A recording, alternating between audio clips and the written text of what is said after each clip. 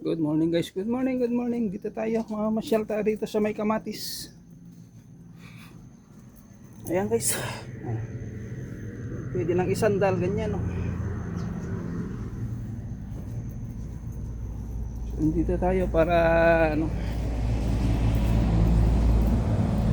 kasi baka mag-spray na tayo rito pag hindi ulan. Siyempre, tapos na yan guys na ano ko na, ready for planting na. So, dito tayo kasi, ayan, nisprayan na natin yun ng pandamo. So 1 week bago natin pwedeng taniman. At taniman natin yan ng okra hanggang doon sa dulo. Daming mga ano ng spider. Ito guys. So hindi pa rin totally clean to, hindi pa siya dry. Kailangan kasi yan maging dry bago natin taniman. Kasi na-sprayan niya ng ano, pamuksa ng mga damo. So ayan guys, oh yan. Ready for planting. At marami pang tumubo ng mga beans. Ayan.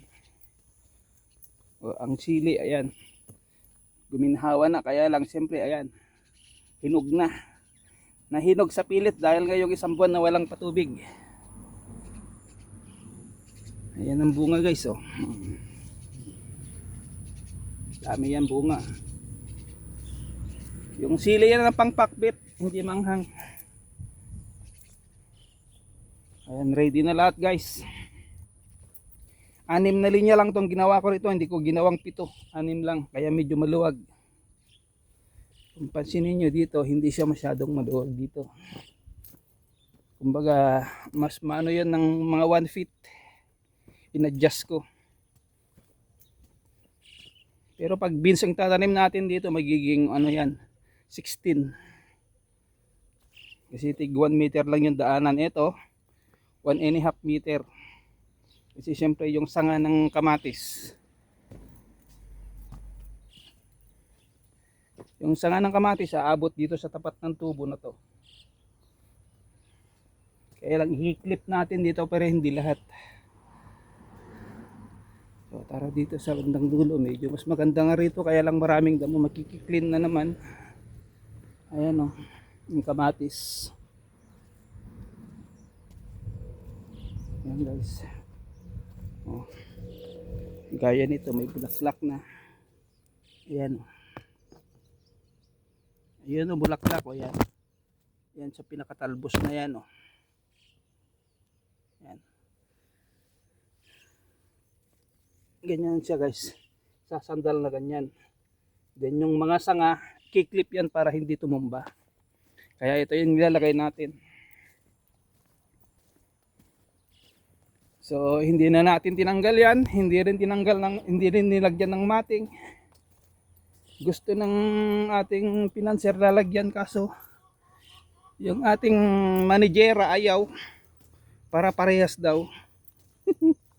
Hindi, sabi ko bahala kayo, kayong dalawa mag-usap diyan. Gusto ng isa meron, gusto ng isa wala. Sabi niya naman kahit wag na, gagastos pa tayo ulit na done prepared na, tapos lalagyan mo pa ng mating. Yung plastic ba na vinyl para hindi ano, pag may nahulog sa baba, pwede mo pang kunin. Siyempre pag lupa. Saka isang purpose na kasi guys, para hindi ganyan, no, maraming ano. Kailangan mo always na magdinis diyan sa ilalim niya, magtanggal ng mga damo. So ayan guys. At yan na yung ano natin, oh. Nanilaw-nilaw na. Ayan guys. Done na yung watering natin dyan. Kaya lang hindi ko na ginawan ng video kasi medyo matagal. Tig 20 minutes. Yung watering natin dito, tig 20 minutes yan. Kahapon ng umaga din.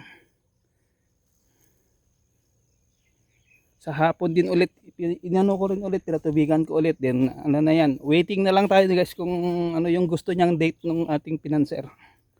Nag-uusapan pa nila ni Mrs. So ayan guys, ang ating update dito. Punta na tayo mag-harvest. Tara na mag-harvest. Tara na sa garden tree. Harvest tayo ng beans. Babay na.